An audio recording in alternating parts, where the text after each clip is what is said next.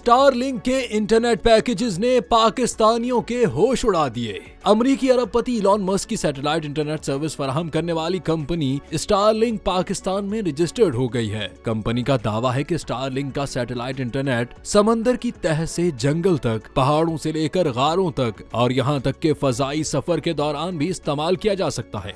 लेकिन इसके पैकेजेस की कीमतें जानने के बाद ये अंदाजा लगाया जा रहा है कि शायद ही पाकिस्तानी इस सर्विस को इस्तेमाल कर सकें, क्योंकि स्टारलिंक के 50 Mbps से 250 Mbps इंटरनेट स्पीड वाले रेजिडेंशियल पैकेज के माहाना चार्जेस लगभग 35,000 पाकिस्तानी रुपए हैं, जबकि इसकी डिवाइस की कीमत 1,10,000 रुपए होगी, जो सिर्फ एक बार अदा करनी होगी। इसी तरह बिजनेस पैकेज के चार्जेस तकरीबन 95,000 और उसकी डिवाइस 2,20,000 रुपए की होगी। दूसरी जानिब मोबिलिटी पैकेज के माहाना चार्जेस लगभग 50,000 पाकिस्तानी रुपए होंगे और उसकी डिवाइस की कीमत 1,20,000 रुपए होगी।